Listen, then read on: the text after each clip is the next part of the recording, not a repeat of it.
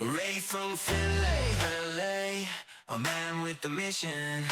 He's got the passion, fueled by ambition. With a YouTube channel, he's taking the lead, talking about baseball cards, planting the seed.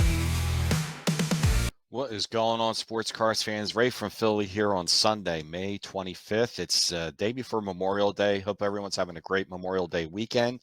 This here is a series that I've been doing for almost 5 years now, and I call this The Call to the Hall. This is now episode number 30. I've done 30. This will be 30 episodes now that I've done. And what it is rookie cards of great players that aren't in the Hall of Fame that could make the Hall of Fame, should make the Hall of Fame, might make the Hall of Fame.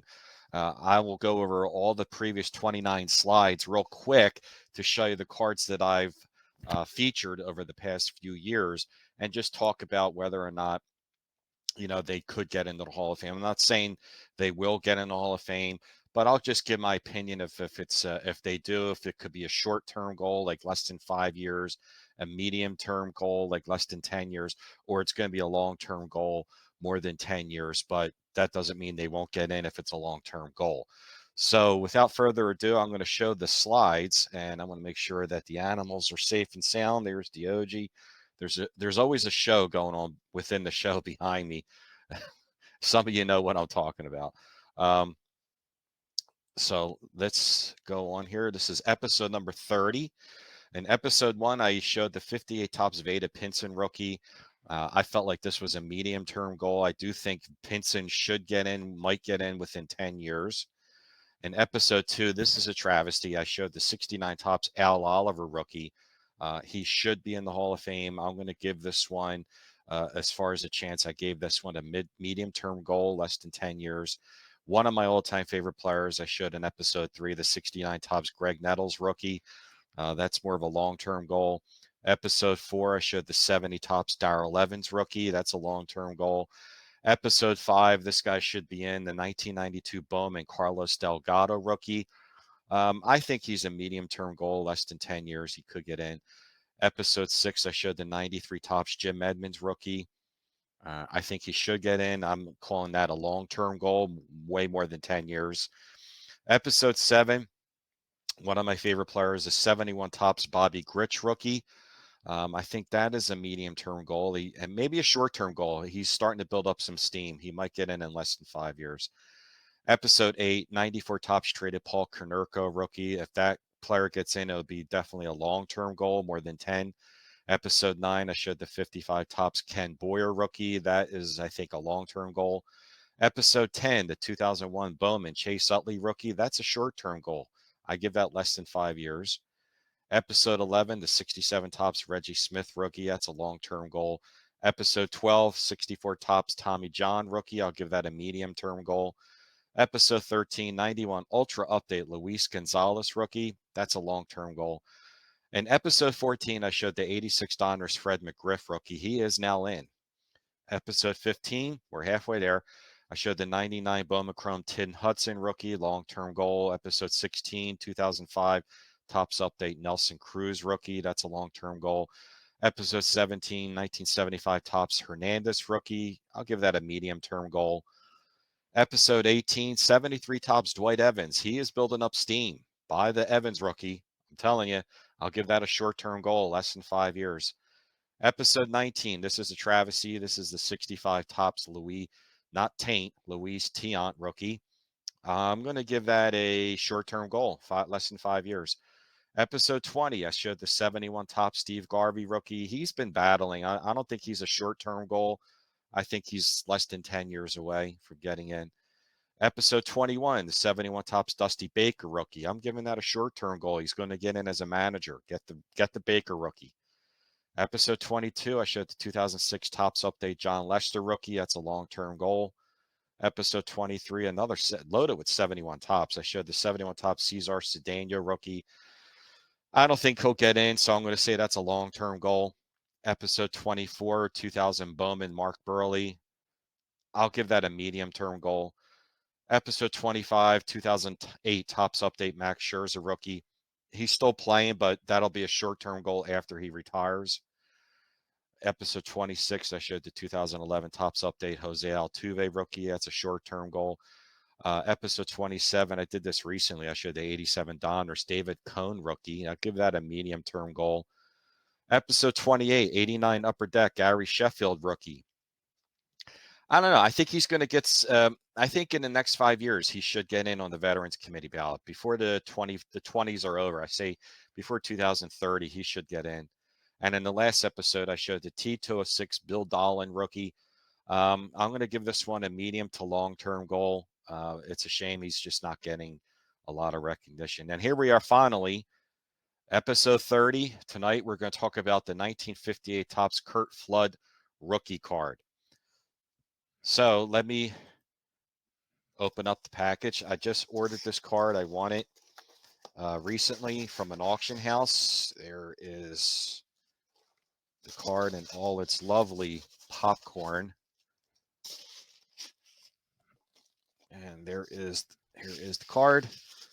And we're going to go over this. This, I think, is a travesty as he's not in the Hall of Fame.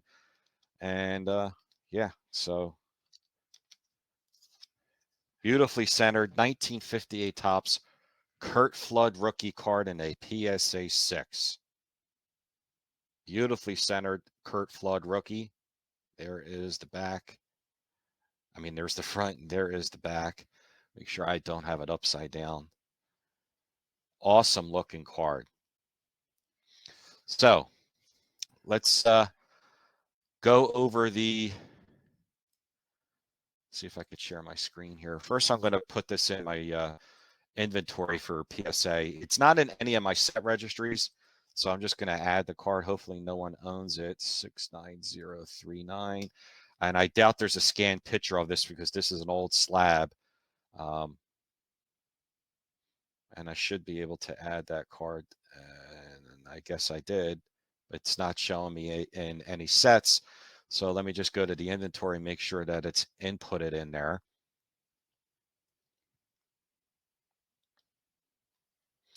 This is going to take a while to show the inventory. This is so slow.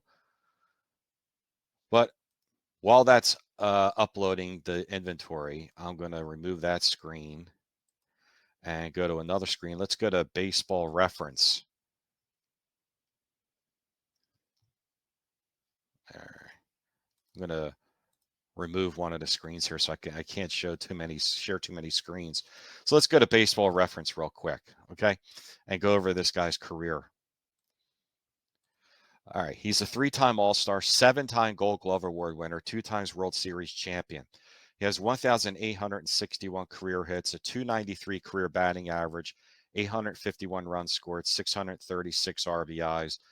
He has a WAR of 41.9. So far, you're saying, are you crazy? This is not Hall of Fame numbers. And to a certain extent, I agree with that.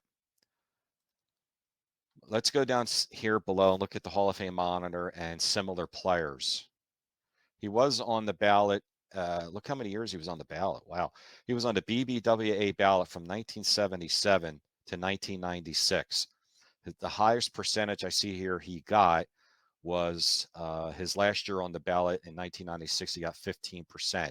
He's been on the Veterans Committee 3 times, 2003, 2005, and 2007. His Hall of Fame monitor is a 59. His similar players, there's no Hall of Famers on there. The similar player probably would be like a Jimmy Pearsall, Enos Cabell, Lou Piniella, that sort of thing. So numbers-wise, it really doesn't add up. But here's the thing with this player. He started in 1958 as his rookie year, and he only played till 69.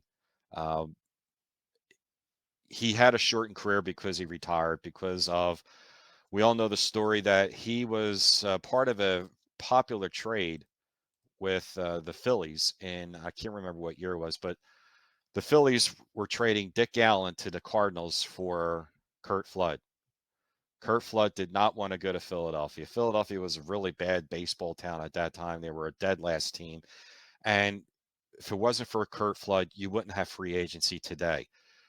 So with Marvin Miller being inducted into the Hall of Fame in the past few years, this alone, just for him him being Curt Flood, paving the way to start free agency. He was the only one who stood up when he went to the Supreme Court. I can't remember what year it was, late 60s, early 70s. No player was there backing him up.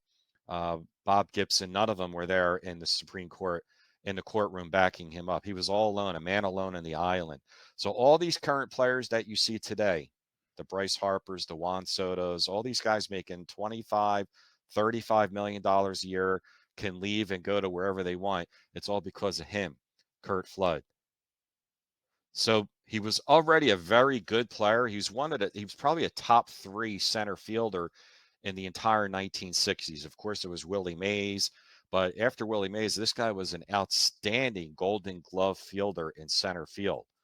Let's go back to Baseball Reference here real quick.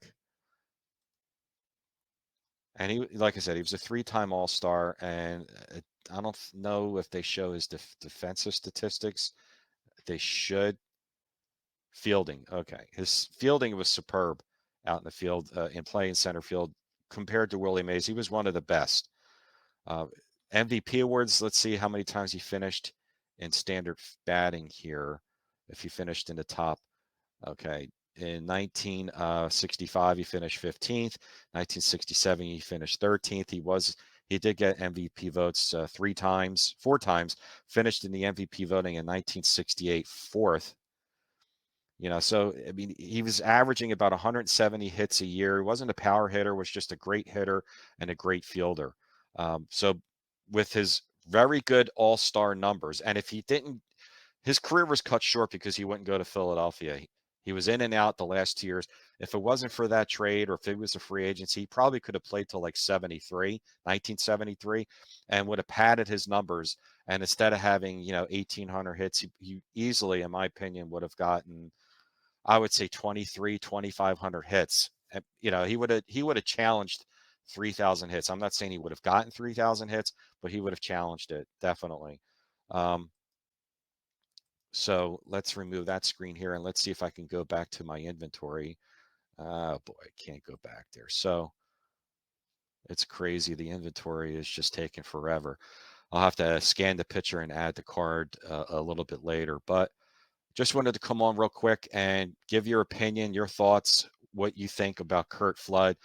Very good player. Would have had much better numbers if it wasn't for the trade that he blocked himself to go to Philadelphia. He would have played. He lost out on a good 4 or 5 years. And I've watched documentaries on Curt Flood, and after his career was over, it was very, very sad.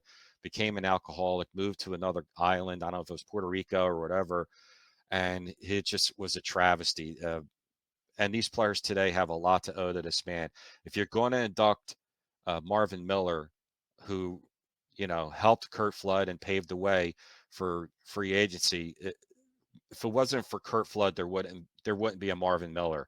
So the combination of being a very, very good, maybe not a Hall of Fame player, but a very, very good player, and starting, he was a pioneer in starting free agency. This guy should be in the Hall of Fame. So let me know what you think. Wanted to come on real quick to show the 58 Topps Curt Flood rookie in a PSA 6. All right. I appreciate your likes and comments. I'm finishing up a book tonight called Whisper of the Gods. I haven't done a book review in quite a few months. I'm going to see if I can finish that tonight and do that review. But until then, like I always say, guys, have fun with it, and I will see you real soon. Take care.